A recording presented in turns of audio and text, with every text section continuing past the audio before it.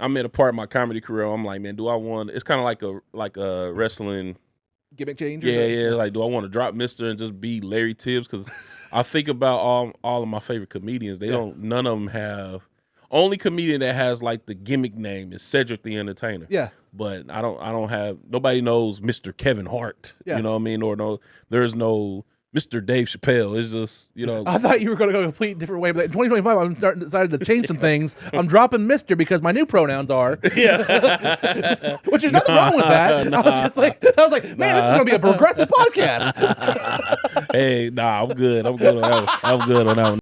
I'm unloading the meat. I'm loading the meat. I'm unloading the meat. I'm loading the meat. I'm unloading the meat. I'm loading the meat. I'm unloading the meat. I don't even know what it means, what it is, what it is, what it is, what it is, what it is. Hey, I'm unloading the meat. I'm loading the meat. I'm unloading the meat. What's up, guys? New episode of Unloading Meat. I am Jared Ralphie Allen, and today I got a surprise for you. Because I'm not the only wrestling head on the podcast today. We got the great Mr. Larry Tibbs. What's up, Larry? What's up, everybody? What's going on? Nyla saying hi to. What's up, Nyla? Yeah, it wouldn't be wrestling without Nyla Rose the dog here. Yeah. I like the name, too. Larry gets here, and as soon as he pulls up, it's like oh, it's raining. Yeah. You brought the thunder, man. Yeah. Like a true WWE entrance. Yeah. I'm here. The storm is here. How about yourself, though? Like, you doing good? Doing good, man. Just got some big news. I can't really announce it. Well, by this time it'll be out. Ryan Niemiller, the guy from America's Got Talent. Yeah. He's a famous comedian tour and stuff like that. I'm going to open for him, or I'm going to feature for him, do a guest spot next week at Bricktown. Really? Yeah. All right. Out, so nice. That'll be a good thing. He just reached out last night and was like, hey, you want to hit this up? Because I interviewed him on my podcast last year. Yeah. So he was doing a show in Tulsa. He's like, hey, you want to do a guest spot? And I was like, sure. Yeah. So nice. that worked out. Nice. That happened literally last night. Nice. Congratulations. Thanks, man. Congratulations. So by the time this goes out, it'll be next weekend. It'll be out. Okay. Yeah. I'm glad I got some breaking news. Yeah, breaking news. I bring the storm and the news. That's what I do. Well, you're getting ready to open for Mr. Mick Foley, correct? Yes. I'm super excited for that, man. This is my second time opening for Mick Foley. Nice. Yeah, the first time was 2 years ago. I got the call from Looney Bin to come open up for Mick Foley. I was a bit nervous. That's the hardcore legend, man. Like, that's one of my childhood heroes. So I was super nervous. I didn't know what I was going to talk about, and I really didn't even write a set. But I know I'm a wrestler fan, and you know how wrestler fan. When you meet one wrestler fan, we all kind of connect. Yeah. We all know, what to talk about. So I mean, I just got up there and told some wrestler stories. My child growing up being a wrestling fan. But the day that I got there, man, and I met Mick Foley for the first time, he was super nice, super cool, down-to-earth person. I mean, it was just like meeting a wrestling fan. Yeah. You know what I mean? And we sat down, we talked wrestling for almost 2 hours after the show. And I got some untold stories and some of the same stories that he tell on stage. And it was just one of those moments. It's just like, oh my God. Like, I remember watching this. I thought, like the relationship between him and Vince McMahon, it was everything, man. So they called me again to do it. He requested me to do it again. Nice. So it was just like, yes. That's how you know you're doing something right. Yes. That's props to you, brother. Yes. Like, that's just like that's a show of like, hey, I want this person. That means something. Yes. Yeah. So I knew he was coming again, and I was just like, man, I would have been happy if anybody opened up for him, but when they called me, I was like, oh man, he wanted me again? All right, let's go. Let's do it. Yeah. So I can't wait. Yeah, it's Sunday, May 25th. Show starts at 7, I assume.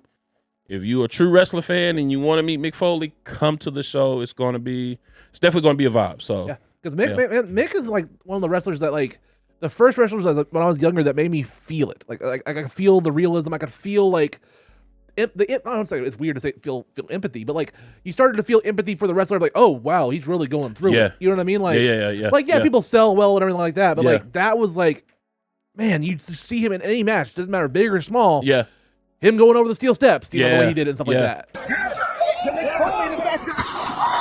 Like, it's just like, he put his body through it. Yeah. The crazy thing is when I first met him, and he got out of his van. He travels in a van, right?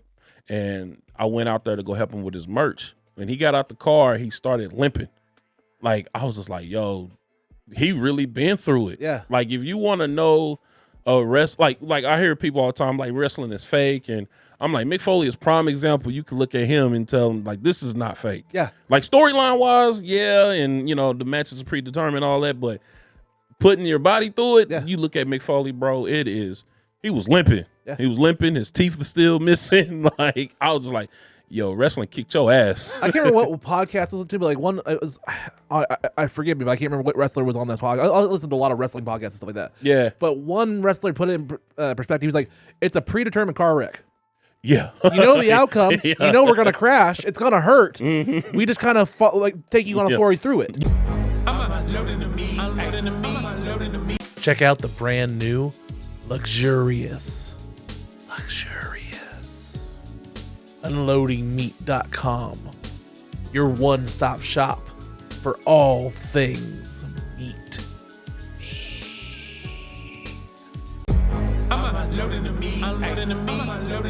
Like I work at GNC. I'm a manager at GNC. Nice. And when wrestling in town, sometimes the wrestlers come through my store. Yeah. So Sammy Guevara came in. I was like, yo, Sammy Guevara, man, like I seen you weekly. This was at the time. This was right after he got in trouble with Jeff Hardy. To explain, shooting star. Yeah. Yeah. So this was right in the middle of it, and he came in, and I was like, oh man, you are you on the card tonight? And he was just like, I don't know. I'm going through a lot of stuff. I said, man, me and my boys thinking about going, but we didn't get our tickets yet, so we still deciding. He was like, you need tickets? Yeah. I was like, if you got them. Yeah. And he was like, how many you need? I said, I just needed 2. I walked to the BOK. I had 5. Yeah. I was like, oh, shit. Okay. Well, I mean, like that was the thing. I was like, I really loved the way AEW came into town that day. I mean, again, I'm not a fanboy or saying like like Xbox versus PlayStation, WWE versus AEW kind of shit. Yeah. It's wrestling. Yeah, it is. I support the wrestlers. I support like the boys. You know what I mean? Like the locker room. I support individual wrestlers more than I do as a certain company. Yeah. Absolutely. But like, I loved how when they came to do Dynamite, you had Harley Cameron and Saraya going downtown BOK. Yeah. And they're just walking around downtown like, just walking around. Hey guys, we're live on Instagram. Come see us tonight at BOK. And they're just like saying hi to everybody, giving out free tickets, stuff like that. Yep. They try to like be like in the community a little bit. Yeah, they try to like, build the brand, basically. Sammy Guevara going to GNC and doing that. They don't have to do that kind of stuff.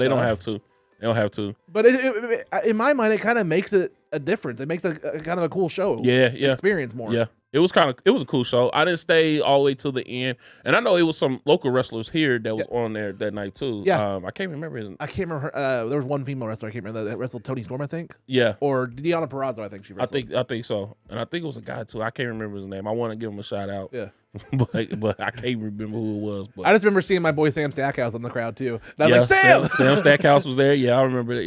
Yep. Yeah. Which he's killing it now. Him and Fuego, like former Fuego. I don't know if you know. I thought Sam Stackhouse retired. Sam Stackhouse is still going, buddy. Is he? Yeah. He's with NWA this weekend right now. Oh, really? Yeah. Nice. Okay. He was just on Instagram taking a picture with Natty. Oh yeah, because in the NWA, NWA had Natty on this weekend. Yeah. Okay. Yeah, that's what's up. Like, I saw that. Him and his tag team partner, because like he's a big dude, and then he has a little person as a tag team partner. Yeah. I don't know why I remember seeing a post where it says Big Sam Stackhouse retired. I don't know. I know he got hurt by the former Fuego del Sol in GCW this month. Okay. Oh, okay. Because Fuego got unmasked. He lost his mask match. Yeah. And now he's, I think it's KJ Orso. Yeah. Yeah. And he's killing it. Like man. I love when people redefine themselves and especially like someone like Fuego who's like with Sammy. Yeah. But like he had his contract with AEW. They chose not to renew it. And then he's still killing it, going through GCW stuff. And he reinvented himself. Like he still did the work. I think sometimes that's the best for the wrestlers. Like I think the best one that's done it is Matt Cardona. Yeah, Matt Cardona is the best, probably the best one that's done it. I mean, after leaving WWE and then just hitting the independent circuit, Cody Rhodes did it. Yep. List. Yeah, Drew McIntyre did it. Yeah. I mean, it's just like it's like I like when wrestlers leave, and so that's like me and my buddies was having a conversation about when WWE do their big releases and everything, and you fucking mark. Oh, I'm marking out now. I felt it was appropriate. Yeah. Hey, listen, you gonna hit that button a million times. I'm gonna tell you. I accept it. But no, it's just like when WWE do their releases, man, we just talk and it's just like, yo, this is a time for some of those wrestlers to hit that independent scene and see what they made of, and they come right back. It's never a bad thing. Matt Cardona put a tweet out. Yeah. That same day, he was like, to all the released talent, do this, and this, and this. You can either do, A, B, or C. Yeah. And it was like A, it was like ride on your WWE name and try to make some money. Yeah. B, try to do some other promotions or something like that. And then C was like reinvent yourself and work your ass off and make something of yourself. Yes. That's the best. Yeah. You know what I mean? And then it's more wrestling out there. So yeah, I like to see what's about to happen next with all those. I mean, you just went to Mania, right? I go every year, bro. I go every year. I've been going to WrestleMania since Brock Lesnar. The main event was Brock Lesnar and Roman Reigns. Okay, be more specific. Yeah. That's happened a couple. Yeah. So, I mean, this is my fifth year going. I was supposed to go to one in Tampa before COVID hit. Okay. And then COVID ruined it, and I actually had a show down there booked, ready to go. I was getting ready to do a show with Teddy Long, Mark Henry, and Farouk, Ron Simmons. Nice. I saw your pictures with Mark Henry eating breakfast or eating lunch. Yeah, man. Yeah. That was dope. That was really, really dope. It was just one of those things. Like, I got a phone call from one of my buddies. Who was like, "Hey, we finna go have lunch with Mark Henry." And I'm like, I'm at an age now where I try not to fan out too much because it's just like, I'm a grown man. I can't fan out. But Mark Henry, bro.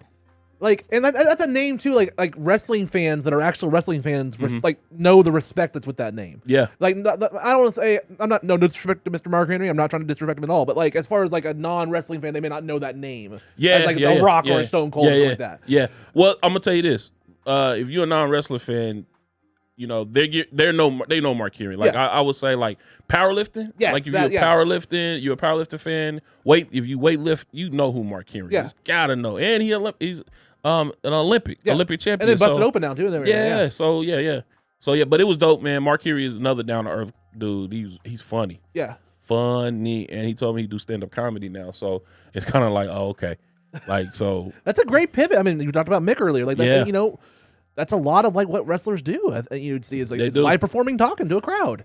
I want, and I had this conversation. Is Mick Foley the first one to do that? I want to say yes. I would say professionally. I mean, Ziggler did it, but he did it as more. He did classes. Jericho went with the Groundlings. Yeah, that's true. That is true. Because but are they on tour though? Like, no, I think Ziggler did it. Ziggler because he was dating Amy Schumer at the time. Okay.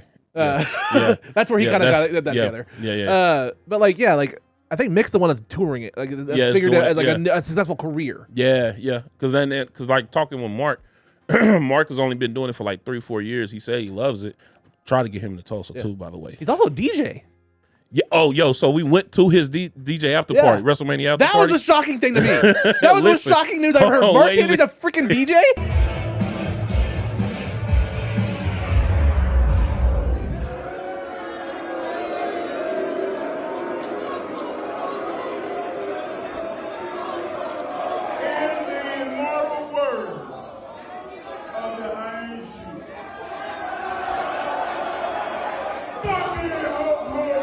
Listen, wait a minute. I'm gonna tell you what the vibe is like in there. You wouldn't expect it, but yo, it's lit. Like it's we walked in there, we had our own VIP section and everything. We sat in there, and I was just like, and all he does is play like remix wrestling theme music. Yeah, bro, it is. Did he do Sexual Chocolate? That's what he came out to. Okay. That's his introduction. Okay, I'll just say, that's the perfect name. DJ Sexual Chocolate would be a fucking hilarious name. You would think like he would come out to like the somebody gonna get their ass. No. They introduce him, Sexual Chocolate music play, and everybody goes crazy. It's sexual, baby. Yeah. And then he goes right into his set. He plays he played new theme music, old theme music, and it's just like a vibe. I've never seen nothing like. Think about it as a wrestling fan. It's something you would probably think like, man, I wish I could go to the club and all I hear is wrestling music. Yeah, that's exactly what it is. Yeah, it is like I wish everybody's got to go and experience that at least one time. Yeah, like it's crazy. I mean, hell, there's times where I've gone to like a random open mic, and that night they're like, hey, we're gonna do wrestling theme entrance music for everybody, and I'm like, they're like, what's your wrestling theme? I'm like, oh, this is gonna be a turned up night. Really? Yeah. I've never done that. Seller did it before, and it's like just like I did. They had me go up to Ass Man. I'm an ass man. Yeah, I'm an ass man. Yeah. Billy Gunn's theme. Billy Gunn's? Yeah. Man, what would be mine's, man? Let me think. Yeah, what would be Mr. Larry Tibbs' theme music for popular WWF or any kind of wrestling? Oh man, I got a whole bunch. Like I would definitely do Roman. I like Roman's theme right now.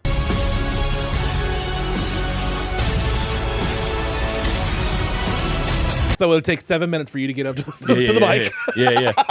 Yeah. I would do Roman. You'd have 1 minute left. So they're gonna have to give me the light as soon as the music starts. I would do Roman. I would either do I'm gonna go old school if I had to pick. I would probably do maybe Undertaker's. That'd be classic. Undertaker's just for the hell of it, just for fun. I mean, you know what? I would probably do Jey Uso. That's a good one. Because I want everybody to yeet. I don't know why. Then you'd have like 2 people that actually. Yeah. Yeet. Yeet. you need to add that to your sound. Yeah, there you go. Yeet. We'll do it in post. Yeet. Yeah. Yeet. I mean, the closest thing I got is like. Gotta give him that hawk tour. Close enough. The pop tool. Give it a few years. WWE will license that. Yeah. It'll be on a t-shirt. Hilarious, dog. And it'll be an actual wrestler with a mohawk. Yeah. That's hilarious. But yeah, I think everybody should experience that, bro. Like, it was fun that night. So that's what I'm saying. I go to WrestleMania for the last 5 years I've been going. Yeah. It's my vacation time now, man. Like, I always tell like every wrestling fan that I meet, I'm like, man, if you can save up the money, go and experience the whole weekend. This year was the first time. Like, usually I go on the sun. I would just go to night 2. Yeah. And then go to the Raw after Mania, and then that's it. Yeah. You know, this weekend we kind of experienced the whole thing, and it was just like, it's tiring. Yeah. It's a lot of wrestling, but since it was in Vegas this year, it's like, let's just experience the whole thing. We got there Wednesday. We left Tuesday. We ran into so many wrestlers. We ran into a lot of wrestling fans. We even went to WrestleCon. WrestleCon was kind of dope. Because for those that don't know, like when WWE does a WrestleMania, like they take over the whole town for like a week. Not even just WWE. Like, yeah, everybody. Like, it's a mecca for all wrestling companies coming. Like a lot of indies, a lot of different places just come in and like come into that town and like wherever you go, there's a wrestling event somewhere. GCW was there. A lot of local promotions was there. Only company that wasn't there probably was AEW. Yeah. But other than that, though, it was AEW kind of was there because they had WrestleCon, and a lot of AEW wrestlers are at WrestleCon. So, it's like an experience, man. Like, if you're a true wrestling fan, go to WrestleMania weekend. Yeah. I don't care what anybody say. Go. Get there. Like, next year's in New Orleans. Oh, shit. Here we go again. So we probably won't do the whole weekend again. But like even going to NXT. Oh, don't worry about that. By that time, those escaped convicts will be caught eventually. Yeah, right? Those 11? Yeah. They already caught 2 of them. Yeah. Oh, they did? Yeah. I didn't see. One guy was caught within 2 hours because he was just hiding under like a bus or a van. Really? He was just on the street underneath the van. Like, we got you, bro. Like, it couldn't have been me. I didn't Uber. I'm like, hey, come and get me an Uber somewhere. Like, I saw where they escaped, right? Yeah. And I'm confused. Like, did they add the bars after they left? Like, I don't know. Like, they're saying that somebody had to help them with like a drill or something to undo that stuff. Yeah, because like they basically tunneled out. And they pulled that shit out. Oh, they pulled the bars. So the bars was never there. Yeah, that's weird. The funniest part I thought about this whole fucking thing and the New Orleans escape, they fucking like trash talked the guards on their way out. They rode on the outside. I saw that. Too easy. LOL. This shit was too easy. Yeah. You're like, bro, I would. That's why they got caught. Yeah. That's why they get caught. They be like, we know who drew this shit. Yeah. Like, they were going to let you escape, and it's like, oh, okay, they got us. But now you made it personal. Yeah. Like, and I'm just saying, it's 2025. I wouldn't respect any state penitentiary that still uses the term parish either. Yeah. No. They have all those fucking like sheriff's deputies, like local parish sheriff's officer, and I'm like, it's 2025. We're still calling them parishes. Like, what the fuck? That's hilarious. Nah, that shit was funny. I ain't gonna lie. I saw that. I said, well, now how the hell did they all? And then I saw the footage of them running out. Yeah. They was like super and hollering. I was like, oh yeah, they gonna get caught in 2 days. And dude, you've been to Louisiana and stuff, right? Yeah, I have. So like, I have. If I was going to escape, the first thing I would do is just go to a local Waffle House and just pick up an apron. That's it. Just blend in. That's it. That's all. Just start flipping the toast. Put the little jelly on the thing in the right spot. I'm gonna go to the nearest gas station and just pick up some clothes. Just like I'm gonna have "I Love Louisiana" T-shirts on. That's it. It's like when I used to work at T-Mobile, man. Like I would drive these 12-hour drives from Oklahoma to like New Orleans and stuff, and I had stores in Shreveport. Yeah. And the only thing open like 3 a.m. is Waffle House. There's Waffle Houses all over Louisiana. Yeah. Yeah. And so I just judge by that. So I'm like, man, just load up in there, picking up an apron, man. You'd blend right in. Yeah, that's it. That is it. Because even when a hurricane comes, something like that, Waffle House is still open. Yeah. That's a thing, though. That's actually a national thing. Really? You can judge how bad a storm is whether Waffle House is going to close or not. Really? It's a really kind of morbid thing. So if they close early, that means it's going to storm bad. Yeah, it means get the F out of there. Really? That's the only time that Y'all Waffle got House any closed. Waffle House around here? There's one in Tulsa and Owasso. Oh, no, I'm talking about here. Oh, no. Oh, okay. It blew away a year ago. So they closed early. That's hilarious. I love how we went from WrestleCon to Waffle House. Yeah, I love Waffle House, by the way. Me too. I just had it like 2 nights ago with my Yeah, daughter. yeah. I get the hash brown plate. Mhm. Yeah, bro. Yeah. Smothered and covered for me. Yeah. Oh yeah, the smothered and covered is bomb. Yeah. I love how also there's local restaurants that try to copy the Waffle House hash brown thing where for 5 cents you can add onions and all this stuff. Yep. And it's but we can't change it. We can't legally say smothered, covered, and all this other stuff. So we got to invent our own names. Yeah. It's well, you already lost me. Just say onions. It's called Bill Drone. Yeah. That's what it's called. Bill Drone. Well, dude, on the subject of Waffle House, have you ever gone there and just watched them cook? There's a whole assembly line. I do. There's a system. I do. Yeah. The way they put stuff on the plates, the jellies, the bread, the way everything is coded. Scrambled egg. Over medium. Up. I'm trying to think backwards here. Over well and over light. Okay. And then you got over medium wheat toast, white toast, raisin toast, dry toast. Nice. And then we got for the steak and eggs, we're gonna go with scrambled white toast. That's chicken. That's chicken. Quarter. And then we got the other half. That's quarter, right? This is for a hamburger. We don't do eggs like that, but and then chopped steak, and this is a well done chopped steak, and medium well, medium rare, so on. Pork chop and eggs, country ham and eggs. And how about bacon and all that kind of stuff? Bacon, sausage? Well, there's not really a mark for bacon and sausage, but now this is an unspoken rule. Sausage. The ham piece of bacon. Yeah, it is. It's fascinating. Yeah, and I'll tell you right now, if I go to a Waffle House and that shit ain't dirty, I ain't eating there. Yeah. It's got to be filthy. Yeah. Because if it's filthy, that means it's going to be good. I don't want to walk into a clean Waffle House and everything is clean. Bitch, why is it so clean in here? I didn't come here because it's clean. I came here because I knew it was going to be dirty, nasty. You got to set the vibe. Yeah. Waffle House is the only place you go and you don't complain about how dirty it is. No, because you walk in and the oil is permeated the air. It's just the grease and stuff like that. You're just you're one with the grease. And I'm probably even drunk as shit when I go in there too, so I wouldn't even care. Well, I actually went there a little earlier. Me and my daughter went there after the movies the other day with the Wasso one, and she was mesmerized because they still had a jukebox. Yeah, okay. And she's like, "Can I use it?" I was like, "Sure." Yeah. So I just gave her $1. Waffle House has their own music. Yeah, they do. They have regular music, but then they have Waffle House music where yeah. it's all country music and pop music that's talking about waffles and shit like that. Yeah. It's all Waffle House themed. It's I'm not paying $1 for that. Yeah. That should just be permanently playing for free. You should pay me $1 to turn that shit off. That's hilarious. What movie did you go see? Thunderbolts.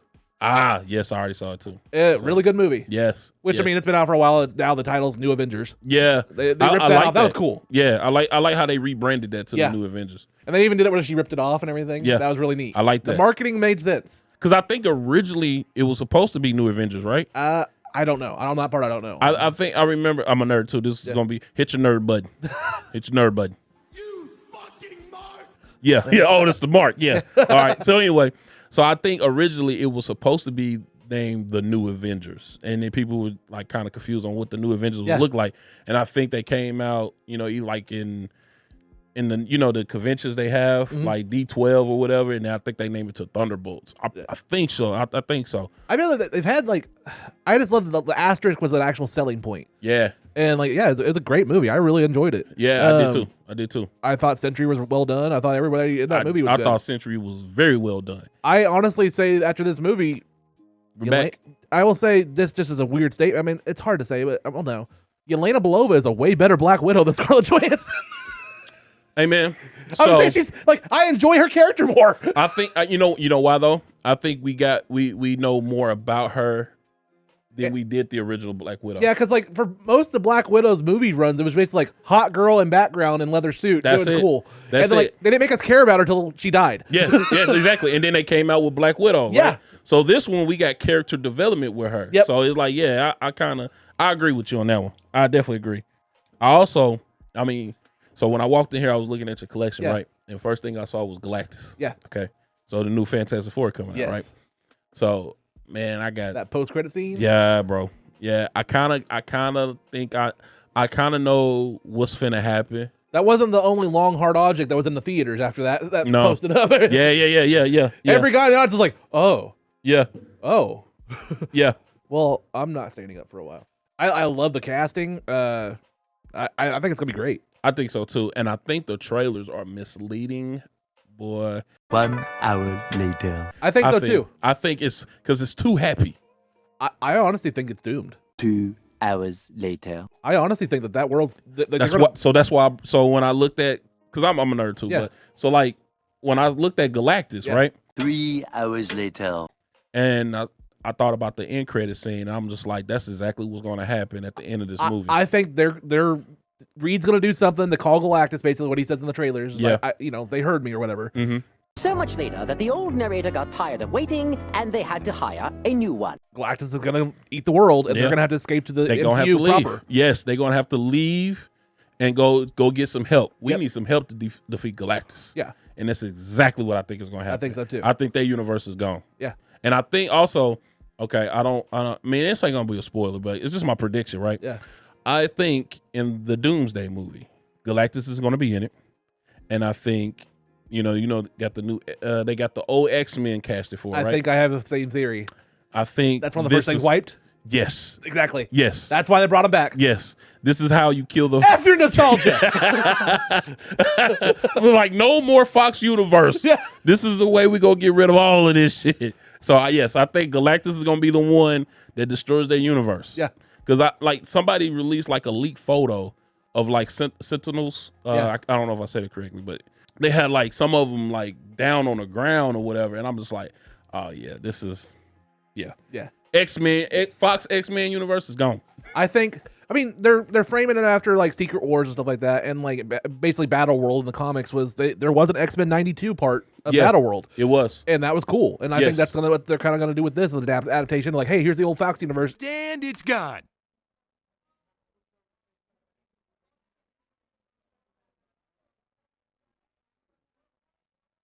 What? Yeah, yep. And because they have to recast the new. I think that's gonna be the outcome. Is at the end of Doom, at the end of this, they're gonna the new X-Men is gonna be introduced or something like that. Yeah, but I agree. Because the rumors now are the new X-Men they're planning is gonna be focused on Jean, Scott, and Professor X. Yes. I don't know, that whole casting just seems fascinating to me. It's all just up in the air. Again, we're talking theoretical movies when we haven't seen the middle. You know what I mean? We haven't seen Doomsday. We haven't seen anything, so we don't know. It's hard to speculate who would be good in those roles when we haven't seen what's leading up to those roles coming into to that universe. You know what I mean? Mm-hmm. It's kind of whenever Giancarlo Esposito, the guy that plays Gus in Breaking Bad, yeah, he was cast as Captain America, and you're like, well, who the hell is he playing? Because that's a big name, and then he turns out to be fucking Sidewinder. Yeah. So which even that he got recast, he got renamed. He's supposed to be King Cobra. King Cobra. Yeah. And they changed his role. They cut out Seth Rollins. Yeah. That I'm mad about. Yeah. I'm mad about that. But the Serpent Society. Yeah. Well, I'm mad about that. You got him? Oh, let me see. This is the King Cobra. That is Giancarlo Esposito. Yeah. That's who Seth Rollins was supposed to play, right? That's King Cobra. Uh-huh. So I can't remember which one was Seth Rollins going to be. And then Diamondback is this one. I think that's the one that one of them was supposed to play. Yeah. I don't have the whole Serpent Society. I have a couple of them. Serpent Society. Yep. So there's 3 of them right there. I got 3 of the 5 or whatever. I like that Kingpin over there, too. You don't see too many Kingpins. Oh, yeah, that's from the actual anime series. Yeah. It's heavy, too. Yeah, it is. Like, it's an actual premium figure. I like that. Yeah, it's a dope figure. Had to represent the big boys. Yeah. I love it. It's like, I always joke, like, hey, they finally made a Marvel Legends of me, and it's Mojo from X-Men. Mojo. Which I don't have him. I actually need Mojo. Yeah. Oh, you don't have Mojo? No, he's a newer deluxe, and I haven't picked him up yet. Yeah. He's a big figure. Like, I haven't put him out yet. But yeah, like, have my main Marvel kind of waves, like original, kind of newer wave, kind of modern. Dope collection, too. Thanks, buddy. Like I said on off camera, it's called divorce. Yeah. A lot of lonely nights, but we make it work. Nah, this is stuff keep you happy right here. I'm unloading the meat. I'm unloading the meat. This episode of Unloading Meat is not brought to you by the makers of the action figures behind me, such as Hasbro, Jazzwares, or even NECA. You may be thinking that they target, kids, but really their key demographic, fat asses like me. If you want me to afford more of this, awesome set design, make sure to reach out to your favorite sponsors and tell them to sponsor this fat ass. Now, back to the show. I'm unloading the meat. Unloading the meat. Unloading the meat. Yeah, I think it's the Mick Foley and the Rock from the I Quit match. Royal Rumble. Royal Rumble. Yeah. The one with the Rock and the tracksuit. Yeah, okay. I have the Funko Pops of those two. Yeah. He signed 2 years. He signed my 2 years ago. He signed my. I want to say it was the Cactus Jack versus Triple H Royal Rumble. Oh, but it was that Cactus Jack attire. Yeah. And then the Hell in the Cell Mankind. Nice. Never been a fan of Dude Love. I don't know why. Oh, I love Dude Love. I don't know why. I told him that. I was like, I don't know why I didn't like your Dude Love character. I don't know. I don't know why. Maybe it's because I'm bisexual, but I don't know. And what's crazy, his response was, it was Vince's idea. And I was like, maybe that's why I didn't like it. Just the one dance move he can do? I did not like Dude Love, bro. It was no hate. Just, I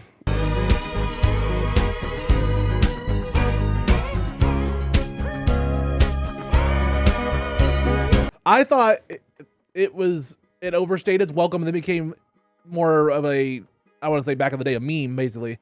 If we had that word back in the day, it kind of became that after a while. Yeah. But like when him and Austin won the tag titles, that was funny. Yeah, that was funny for a while. Yeah, that was good. And then it kind of just overstayed its welcome. But you can tell if it was Vince's idea, that makes sense. Yeah. A lot of Vince's ideas seemed like that. They were great, and then it's like, oh, it's still going. You're like, I didn't like this too much. Or it got run into the ground like Fandango. Dude, Fandango, when it first took off that song, especially at Mania when he beat Jericho. Yeah. I don't know what happened with that character, but that was he came back to NXT like a couple weeks ago. Yep. And it was nuts. And him and Tyler Breeze and Elijah. Yeah. Yeah.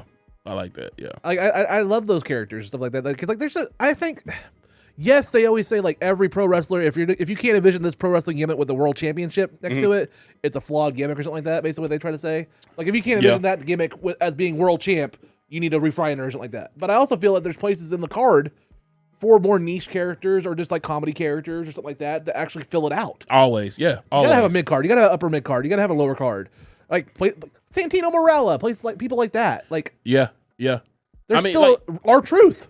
R-Truth is the greatest. Who's going to be main eventing Saturday night's main event with Cena soon? Yeah, this Saturday, actually, yeah.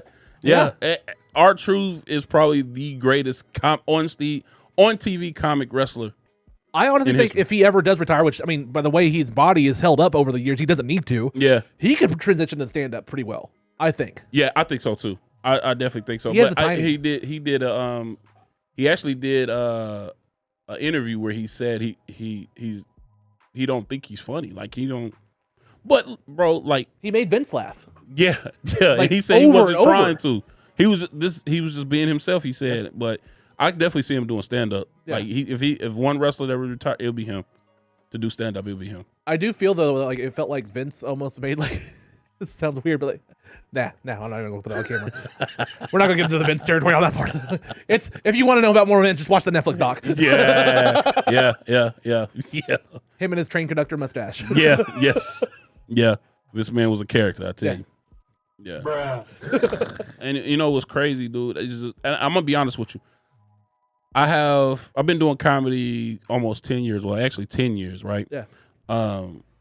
That show I did with Mick Foley was probably my favorite show I've ever done. Nice. The only reason why I say that is because, I mean, been a wrestling fan all my life, had a room full of wrestling fans laughing, got to do a show with Mick Foley, and I was like, man, there's just no better feeling. Yeah. And the first time I didn't write a set, was nervous, but I was just like, I'm just going to go up there and just, fill it out, and had an amazing show.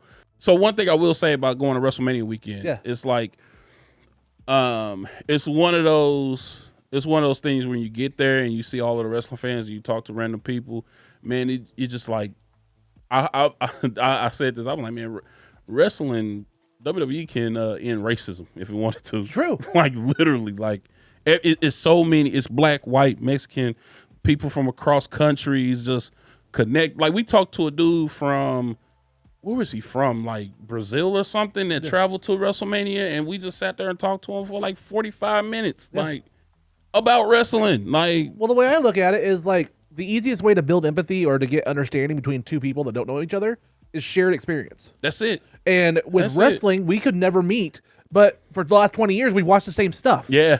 So there's a lot of like just secondhand knowledge and stuff like that, and just shared experiences that we can build on. Yeah, and man, like the first time I went to the one in Dallas, and I walked in that arena, and I seen, like, I just looked around. I said, "It's 100,000 motherfuckers like me in here."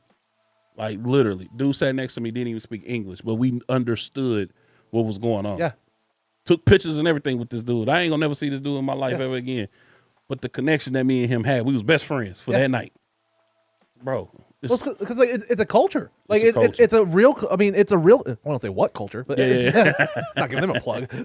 yeah. But like, no, like there's an actual culture to it, and it's like it helps with the bonding. It helps with everything about it. I don't know. I just think it's fascinating. I also think that like there's so many similarities between stand up and wrestling, and what we do and what they do. Absolutely. Especially like the independent level and stuff. Like just trying to like go for a hot dog and a handshake sometimes, and trying to make the connection, trying to go to city and try to just get your name out there, get some merch out there, and hopefully make a big break. Being a wrestling fan and understanding the wrestling world, it kind of helps you go through life a little bit. Like I always reference wrestling, or I try to like compare it. Wrestling fans and just wrestling has shaped our, I want to say our sense of humor, but our sense of way of like thinking. Yeah, absolutely. Like I said, going back to culture, but like if you ever wanted to see the actual thought process of a wrestling fan versus a non-wrestling fan, show a non-wrestling fan BotchaMania. Only takes a minute to rejuvenate my razor with my razor gator. Shaving close and smooth as I reuse my razors using razor gator. Yeah. See if they get it. Yeah, see if they get it. Yeah. They'll be like, what is the this? fuck is this? Like, what the hell is this? Like, you know what I mean? Like, but a wrestling fan, like, that's hilarious. Yeah, that is hilarious. He missed the spot. That's cool. Yeah. And it's set to a Simpsons meme. That's hilarious. Like, yeah, you know what I mean? absolutely. Like it like you said, it helps us with our way of thinking. And like you said, like comparing it to comedy, you know how many times I just sat down and thought about, like, man, what I need to do differently? Yeah. Like, what do I need to do differently? What was it about this show they didn't like? What can I say on this show? It's the things that wrestlers go through. Yeah. It's the, I don't want to say it's the same thing, but it's kind of like, you think of it a different way. Or when you prepare for a big show, you think about how did the Undertaker prepare for his WrestleMania match? I say it all the time. Like, if I'm going to go to a roast battle, people are like, well, how do you prepare? I was like, I watch a lot of heel promos. That's crazy. I'll watch MJF promos or something like that. It's crazy. And like that helps. Like it gets you into a rhythm of like not hate, but like just like it's anger with intent. Yeah.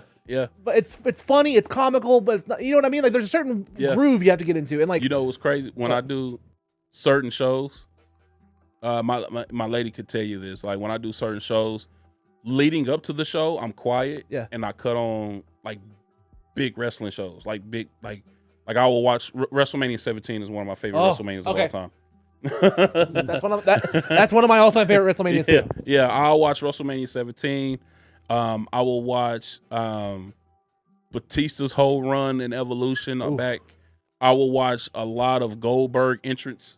I don't know why. I mean, once you watch the Goldberg entrance, it's like, okay, Jack Hammerspear, okay. Yeah. I watch a lot of Goldberg entrances. I watch a lot of Brock Lesnar's destructions. You know, it just gets me in the mood. You know, him whipping Zach Gallen around. Yeah. Like I have to prepare to kill it. Yeah. You know, so I even watched. Well, here lately has been Roman Reigns. Okay, like his aura is everything. So I was like, every show I'm walking into, I gotta feel like I'm the tribal chief. Well, it's like, dude, like I study wrestling promos and stuff for like how I do energy on a stage, and like I have this subconscious thing. Like before I go up, I always tell people I always tell myself, smile.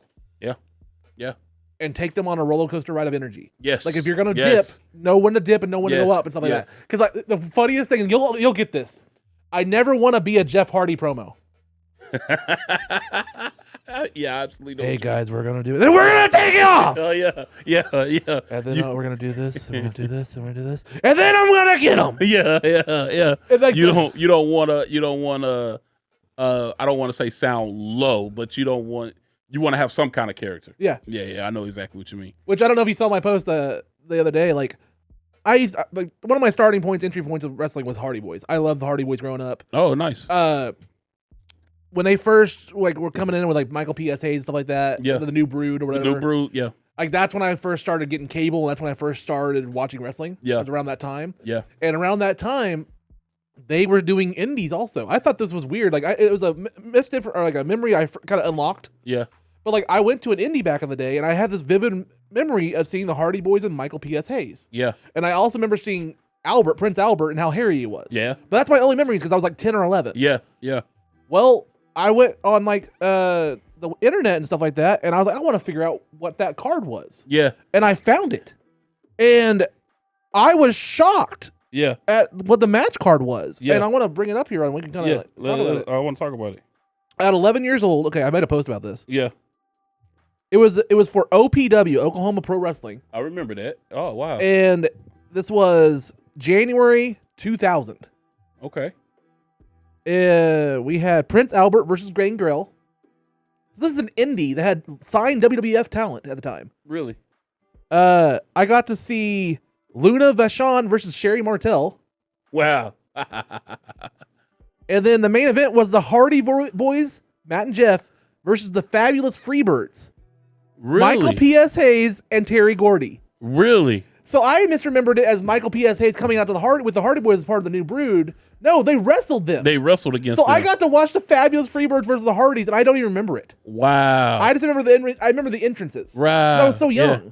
And I remember OPW. OPW was big back in the day. Yeah. And they did sign. They used to just have a bunch of like wrestlers that need to be developing WWE. They'll bring them on to OPW. Yeah, I remember that. I do remember that. And it's just like I've always like, if I ever got big enough, I always wanted to just like talk to Matt Hardy or just one of them. I'm just be like, do you remember wrestling the Freebirds? Like, can you tell me about like how that, like, was it through like OVW? Like, did they partner with them and like, give them they just sent you over there? Yeah. I just want to find out more about the backstory of that show because it's a big card for an Oklahoma indie show. You know what I mean? Was that your first wrestling show? That was my first wrestling show I ever went to. Oh man, I think I remember my very first one. Let me think. And I think it was, I want to say it was 2000. What I remember, I'm gonna tell you what I remember. It was 2002. This is when Triple H just made his return. Okay. From his Gentleman Leather combo. Yeah.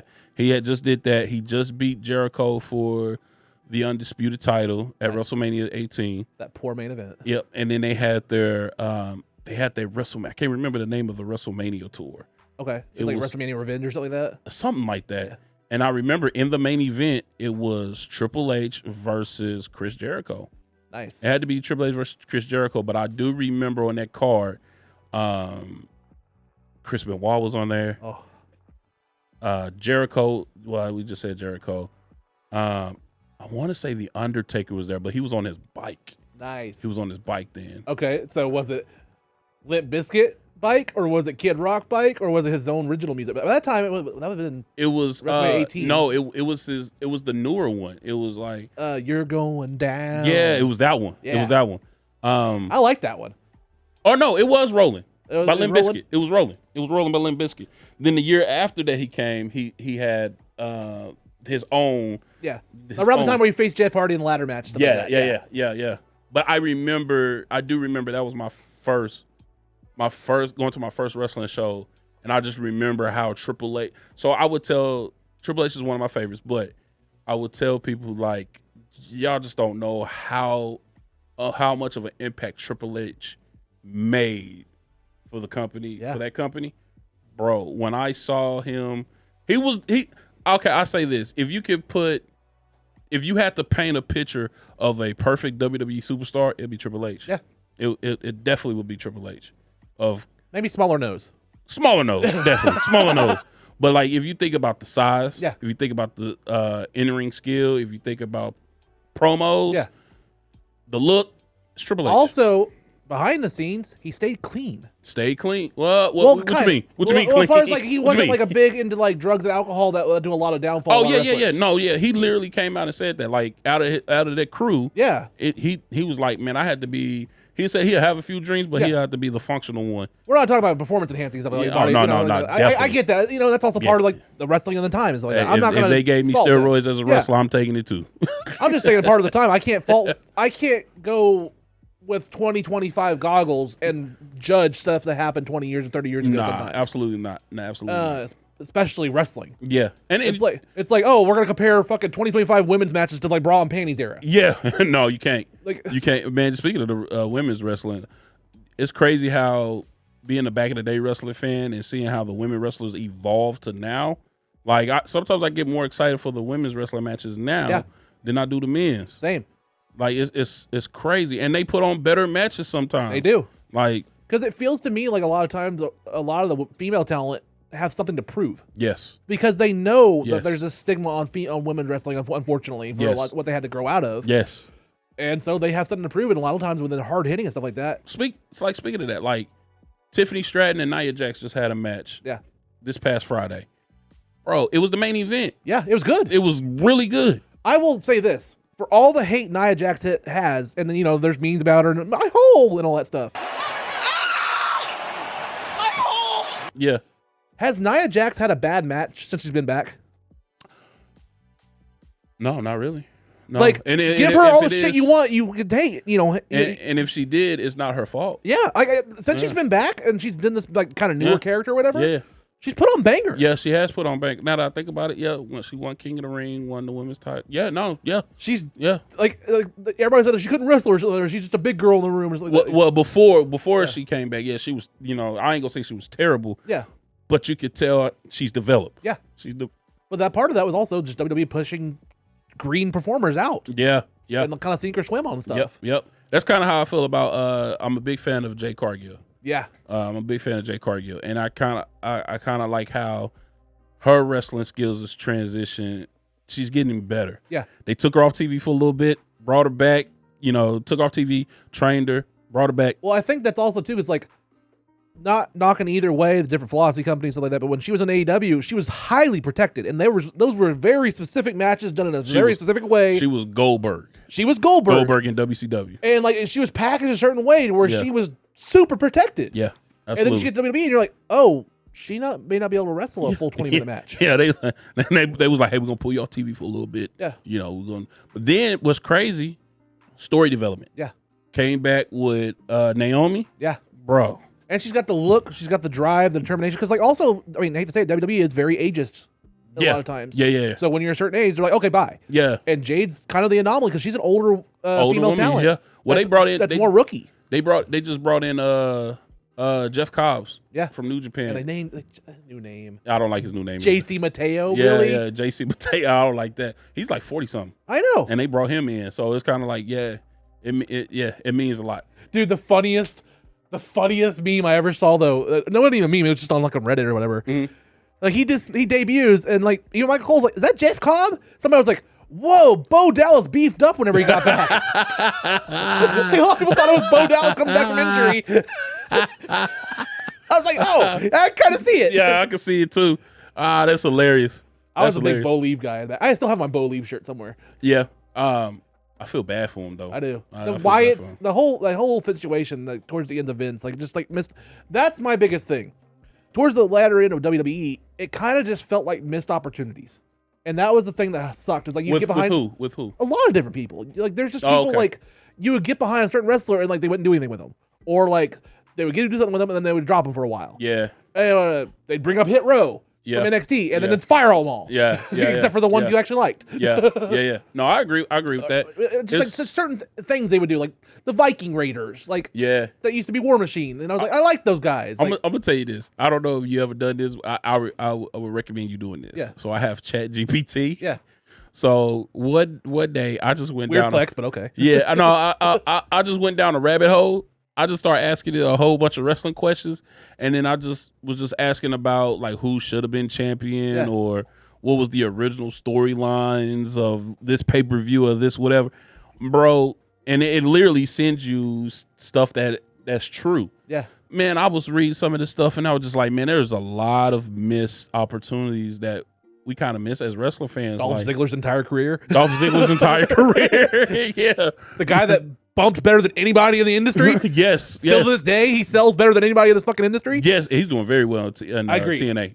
And I actually like how TNA is kind of back now. That's one thing I want to talk about. I had a non-wrestling fan that's kind of dabbling back into WWE ask me about what is the WWE TNA relationship, and I kind of educated him on like not just the surface level, but what I think is actually happening. Yeah. So it's like on the surface level, it's like WWE's partnered with TNA to show like more a broader wrestling universe, and they're also like you can have vets like the Hardys working with new people on NXT and stuff, and it's like it helps smaller promotion. And stuff like that. Yeah. That's not the only reason they're doing this. Mm-mm. The main reason is TV deals. Yeah. Because when they went to streaming and Netflix, stuff like that, there was a vacuum, a hole lift open, and WWE's like, oh shit, we can't let AEW snatch these fucking deals up. Yeah. So they partnered with TNA and helped them manage to get those deals internationally and stuff. Yeah. So AEW can't plug those holes. Yeah. So then in like 10, 15 years when WWE eventually buys TNA, they not only have streaming, they have their old deals too. Yeah. And they got all of their archives. Yes. Think about it. Think about all the archives that TNA has that like they can use. Yeah. From back in the day. I was a big TNA fan back in the day too, by the way. It's basically like them being able to like being like, oh yeah, here's the lost episodes of Kurt Angle's career that we couldn't talk about for like 6 years. Yeah. Like, do y'all remember when Cody Rhodes wrestled Drew McIntyre? Well, Yeah. here it is. Yeah. Happened right here. Just like all the names. Yeah. But I think it's the archives. I think it's the TV deals, and I also think that's why they also got AAA. Yeah. They bought AAA. Like that's going to be a huge deal. That's an open market for Mexico. Yes, that's a massive deal. And they got Yeah. Penta and Ray in, Yeah. and the Luchadors in. I cannot wait till they announce when they get New Japan though. If they buy New, It's coming.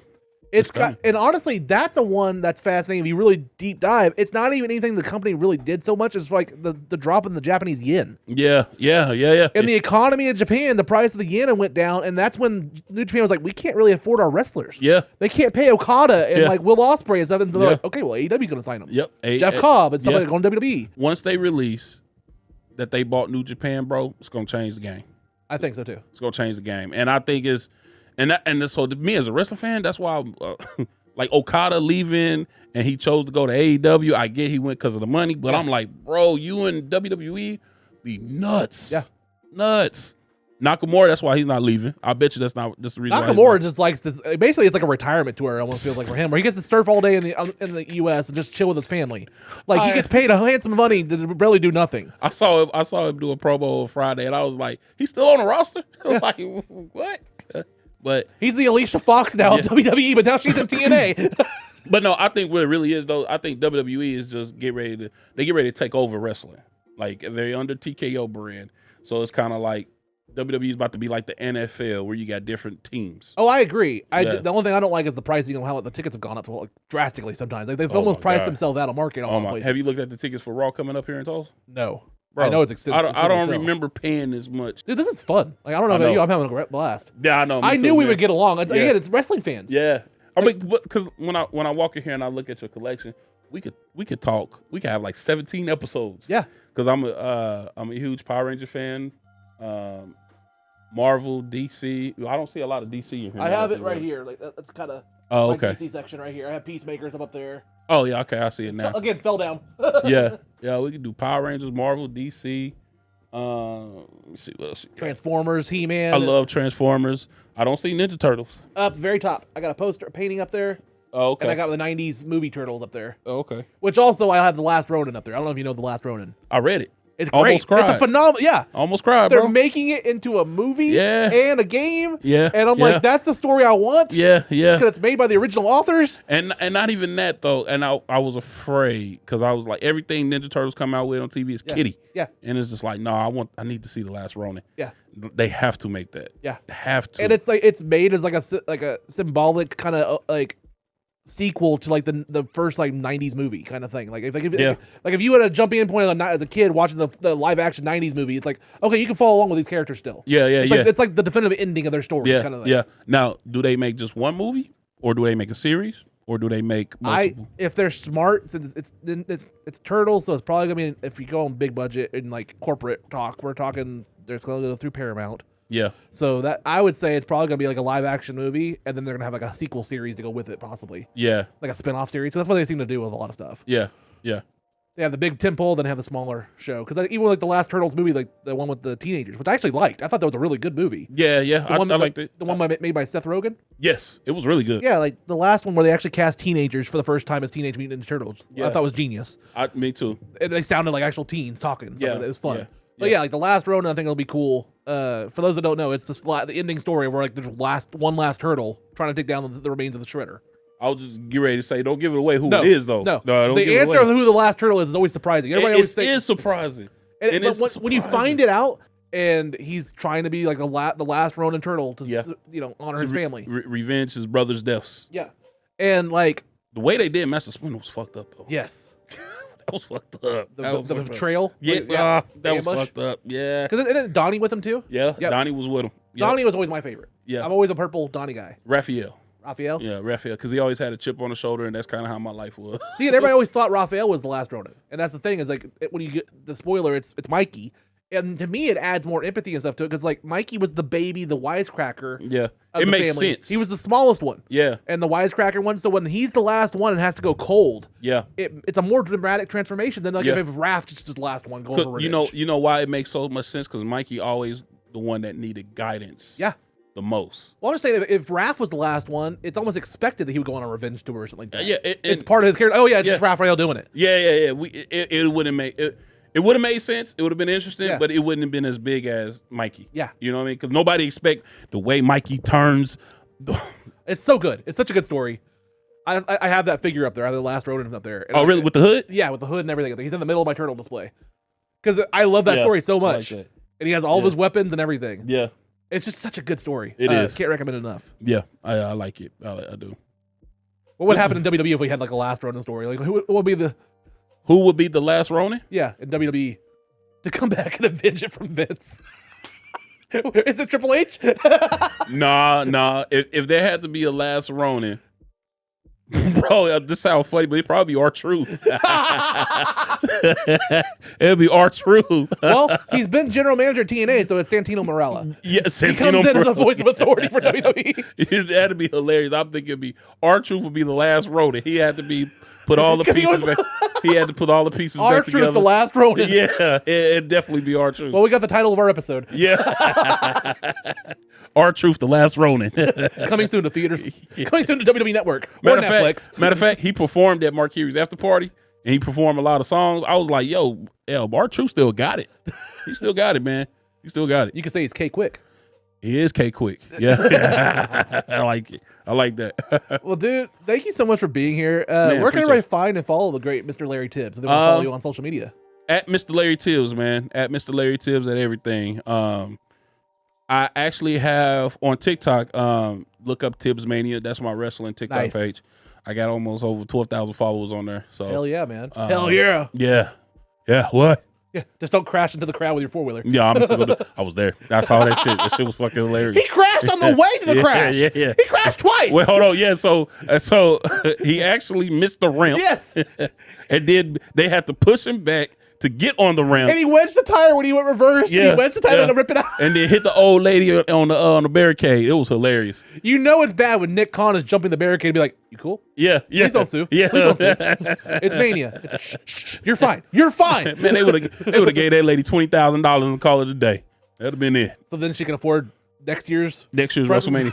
$20,000. She can afford one seat. Yeah. Oh yeah, the front row seats was going for like $30,000. Did you see the Randy Orton video? Yes, I did. That was great. I'm gonna put it in post right here. Yeah. It doesn't surprise me though. Yeah, they're very expensive. Lower bowl, C135 for both nights. How far back from the front row? Not on the floor at all. Our seats were like what, 30,000? Yeah. Really? This is our first Mania. I'm like, you know what? Go big or go home. I know. Yeah, yes, I When did. Randy Orton has the reaction be like, bro. Like, you paid that much? See me? I'm only wrestling for 5 minutes. The arcade was this big on Joe Henry. It's nuts. The ticket prices is nuts, man. But I appreciate you having me, man. This was a lot of fun. Anytime you ever want to come up this area, you're welcome to come back. Yeah, I'd love man. to have you. We're gonna have to talk about more stuff than just wrestling, Yeah. dude. Like like I said, I look around your room. I'm like, oh yeah. Let me see if he know about this. Oh, you're one of those guys. Yeah, I'm one of those dudes, man. Like I deep dive on everything, and I used to be. So Wolverine comics used to be my favorite comics growing up as a kid, and Wolverine is actually one of my favorite Marvel. Yeah. Batman, I'm a Batman guy. You cannot tell me anything about Batman. Yes. You got the Terry McGinnis. I like that. Yeah. So Mostly because like when McFarlane got the license, they were like, "Oh, the only thing that really sells on this brand is Batman. So let's make like 50,000 fucking Batman variants." Yeah, seriously. And maybe one Wonder Woman a year. One Wonder Woman. Yeah, and we'll throw in Superman in there. Because like after like 2 years, I gave up on collecting McFarlane because it was like, okay, I got this people, and then it's like all these Batman. Yeah. No, but it was some cool stories. There's man. some cool stories, cool Yeah. suits. Batman has an iconic suit that gets changed every once in a while. And it just looks cooler and cooler. It's cooler. Yep. I love it. I love that kind of stuff, man. And like especially, okay, we're gonna end it here. Yeah. Because I talked to there's a toy YouTuber named Shartimus Prime that I've interviewed. He's an awesome YouTuber. The fascination with him because he came from like a Marvel Legends kind of side. Yeah. Not a big wrestling guy. I was like, I love wrestling figures that also cross over with Marvel. Yes. That's Johnny Gargano as Wolverine. The Wolverine. Yeah. Yes, I do remember that in NXT TakeOver. And I showed him that on the webcam on their interview, and he was like, "That's freaking cool." And I was Yeah, like, it is. "Also, Yeah. it's genius because this is Mattel getting to do an unlicensed X-Men basically figure." Yeah. But they probably just didn't add the logos on it. Yeah, did it's very subtle change. It's the Johnny Gargano logo on the knee pads. Yep. It's not an actual X. Yep. And it's like That'd be they dope. could get away with having this on the shelf right next to X-Men stuff Yep. at Walmart. Yep. It's genius. It's just genius. And it's crazy. They just came out with a Ninja Turtle crossover. Yep. Yeah. So that's The New Day is He-Man, Skeletor. and stuff like that. Yep. 100%. We can talk about this for hours. Yeah, man. I told you. Well, guys, this has been an awesome episode of Unloading Meat, Wrestling Packed. I have been Jared Ralphie Allen. That's Mr. Larry Tibbs. Follow us everywhere on social media. Be sure to like, share, and subscribe. Peace. Unloading the meat. Unloading the meat. Unloading the meat. Unloading the meat. Unloading the meat. Unloading the meat. Unloading the meat. I don't even know what it means, what it is, what it is, what it is. Bye, have a great time.